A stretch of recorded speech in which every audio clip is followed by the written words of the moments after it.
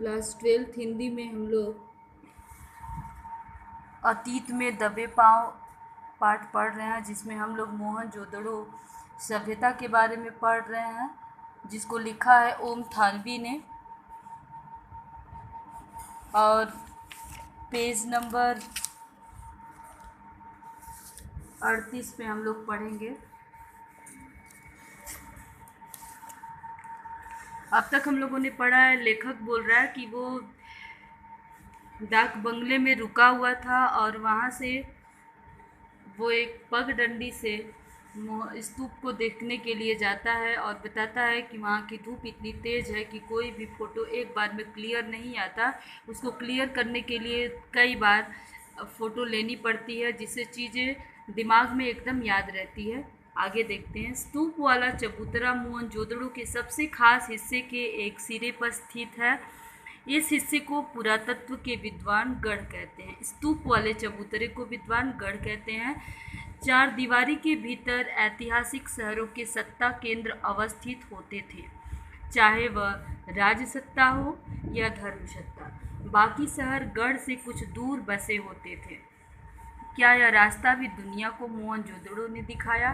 Question mark लेखक लगाया है और बोला है कि इस सभ्यता में चार दीवारी के अंदर ऐतिहासिक शहर सत्ता केंद्र, मतलब जो पूरे व्यवस्था को नियंत्रित करता था, उनके घर होते थे, वो लोग होते थे।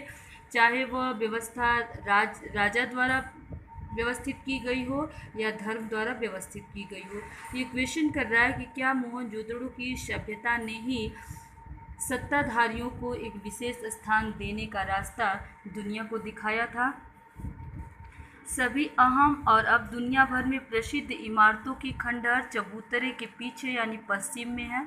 ये याद करना है कि दुनिया भर में प्रसिद्ध इमारतों के खंडहर जो स्तूप है उसके पीछे यानी पश्चिम में है। इनमें प्रशासनिक इमारतें, सभा भवन, ज्ञानशाला और कोठार, कोठार मतलब अन्नागार है जहाँ पे कर इत्यादि के अनाज इकट्ठे किए जाते थे।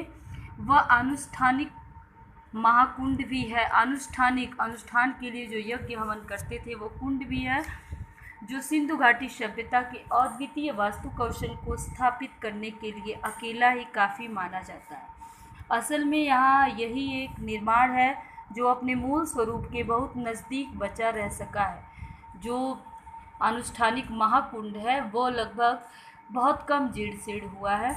बाकी इमारतें इतनी उजड़ी हुई है कि कल्पना और बरामद चीज़ों के जोड़ से उनके उपयोग का अंदाज़ा भर लगाया जा सकता है। लेखक बोल रहा है कि वहाँ जाने पे स्तूप छोटे रूप में है, लेकिन जो महाकुंड है जिसमें हवन इत्यादि करते थे वो अभी ठीक रूप में पड़ा हुआ है, लेकिन बाकी इमारतें इतनी टूटी फूटी हुई हैं कि वहाँ पे उपस्थित चीज़ों से अंदाज़ा लगाया जाता है कि ये चीज़ें कैसी रही होगी।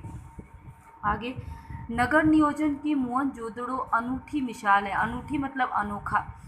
इस कथन का मतलब आप बड़े चबूतरे से नीचे की तरफ देखते हुए सहज ही भाप सकते हैं, मतलब अंदाज़ा लगा सकते हैं। इमारतें भले खंडहरों में बदल चुकी हों, मगर शहर की सड़कों और गलियों के विस्तार को स्पष्ट करने के लिए ये खंडहर काफ़ी हैं। यहाँ की कमोवेश सारी सड़कें सीधी हैं या फिर आड़ी, आड़ी मतलब तिरछी। आज वास्तुकार इसे ग्रिड प्लान कहते हैं। जो मोहनजोदड़ो की सभ्यता है जिसमें जिस तरह की सड़कें लोगों को एक दूसरे से जोड़ती हैं उसको वास्तुशास्त्र में ग्रिड प्लान कहते हैं। आज की सेक्टर मार्का कॉलोनियों में हमें आड़ा सीधा नियोजन बहुत मिलता है। नियोजन मतलब व्यवस्था, लेकिन वह रहन सहन को नीरस बनाता है। नीरस मतलब इसमें लोगों में सरसता नहीं है, जीवन में उल्लास नहीं है। शहरों में नियोजन के नाम पर भी हमें अराजकता ज़्यादा हाथ लगती है।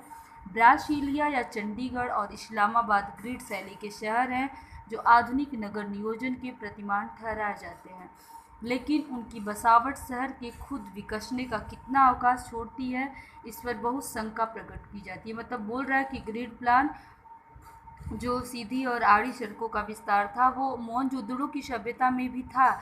उसी को लेकर के आज ब्रासीलिया, चंडीगढ़, इस्लामाबाद आदि में भी ग्रिड शैली के शहर बने हुए हैं। लेकिन बोल रहा है कि प्राचीन काल में जो मोहनजोदड़ो में ये सड़कें बनी थी वो विकास के अवसर भी देती थी, लोग एक दूसरे से मिलजुल लेते थे, लोगों के जीवन में सरसता होता था। लेकिन आज जो ग्रिड शैली के सेक्टर मार्ग का कॉलोनियाँ बन रही हैं उसमें लोगों में मिलने जुलने के अवसर कम है, विकास करने के लिए पर्याप्त परिवेश नहीं दिए गए हैं।